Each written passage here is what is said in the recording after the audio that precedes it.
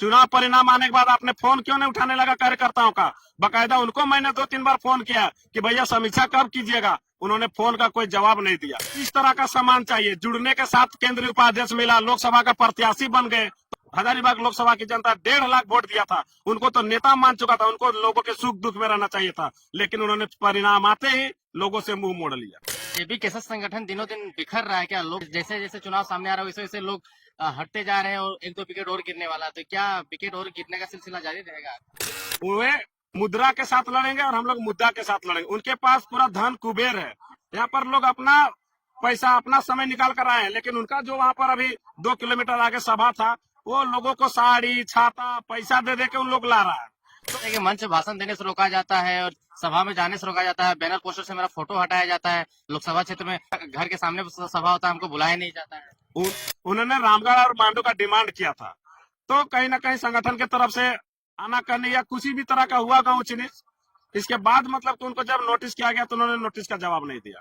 पूर्व विधायिका रामगढ़ की ममता देवी के देवर जी आज जेल कैंप में ज्वाइन किए हैं और उनके आने से संगठन कितना मजबूत महसूस कर रही है। संजय मेहता ने कुछ ही दिनों पहले इस्तीफा दिया, क्या कारण है कि पार्टी से इस्तीफा दे के चले जाते हैं ऐसे लोग? देखिए, कहीं ना कहीं पर संजय मेहता का जो इस्तीफा दिए उनका ये निजी मामला हो सकता है, और जहां तक मुझे केंद्र कमेटी से जानकारी मिला है, उनको पार्टी के अनुशासन समिति की तरफ से 2-3 नोटिस दिया गया था, जो कि उन्होंने नोटिस का जवाब नहीं दिया।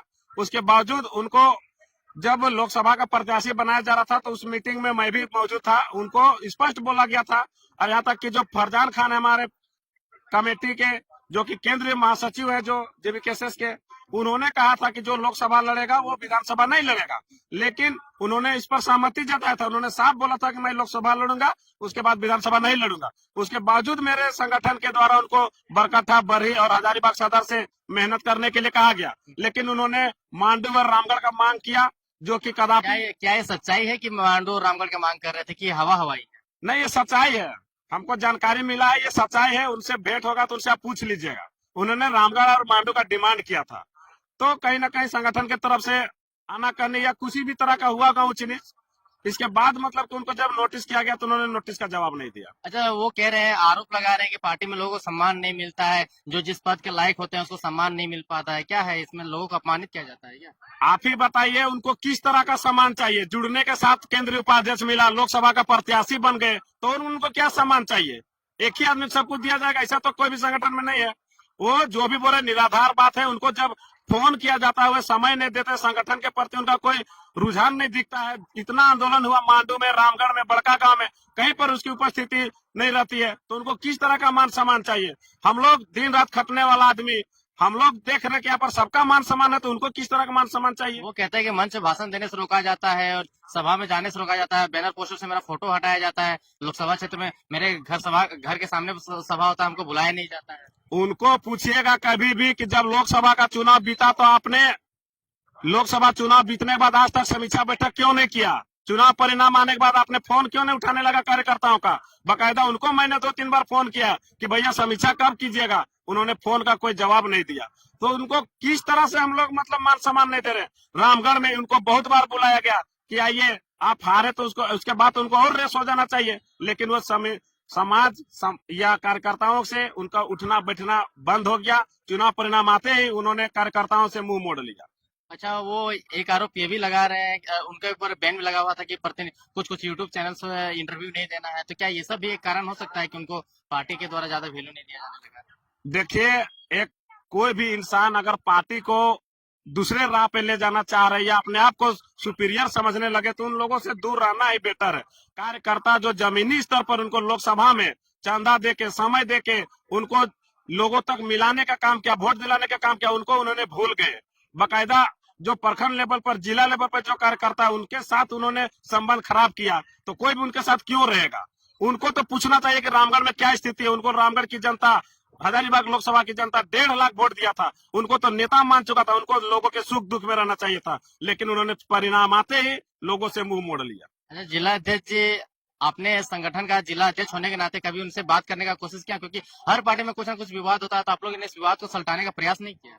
देखिए, उनसे हर कोई प्रयास किया है। चुनाव परिणाम आने के बाद बाकायदा उनको 2-3 बार हम फोन भी किए हैं, तो बोलेंगे कि फोन नहीं देखे, ये हो गया, कुछ भी बोल देते थे। जब से मेरा 1 महीना हो गया जिलाध्यक्ष बने, उसके बाद उनको कार्यक्रम में विभिन्न जगह पर आंदोलन, हम लोग का कोई भी किसी को न्योता नहीं दिया जाता। जो भी हम लोग आंदोलन करते हैं तो ग्रुप में मैसेज छोड़ दिया जाता है कि फलना जगह फलना मुद्दा है, तो सबको उसी को देख के आता है। किसी को तो यहाँ पर कोई फोन करके नहीं बुलाता है।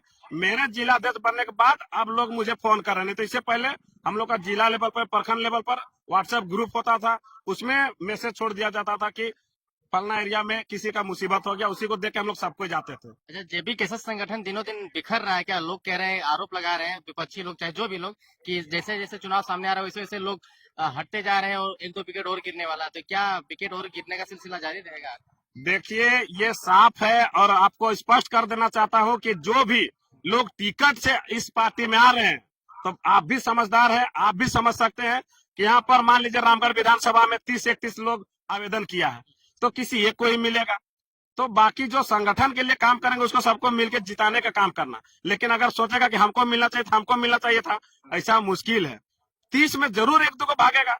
ये जाहिर सी बात है, जो टिकट के लालसा से आया वो तो निश्चित है कि छिटकना जरूरी है। विधायिका रामगढ़ की ममता देवी के देवर जी आज जेल कैंप में ज्वाइन किए हैं। किस विचारधारा के साथ ज्वाइन किए हैं और उनके आने से संगठन कितना मजबूत महसूस कर रही है? देखिए, कहीं ना कहीं उनका पार्टी में स्वागत है। उन्होंने देखा होगा कि वो भी एक युवा है। 5 साल से हेमंत सरकार ने युवाओं को कितना ठगा, वो किसी से छिपा नहीं है। उनकी भाभी खुद विधायक 3 साल रही है, उनको भी पता है कि यहाँ पर युवाओं के लिए कुछ नहीं हुआ है। और जो अभी वर्तमान में विधायक, वो भी हम लोग के लिए कुछ आवाज नहीं उठा रही है। तो कहीं ना कहीं अमित महतो जो जुड़े हैं, जयराम दास विचारधारा से जुड़े हैं, उनको भी लगा होगा कि युवाओं के लिए कोई भी नीति नहीं है झारखंड में, इसलिए उन्होंने जेबी केसेस का दामन थामा है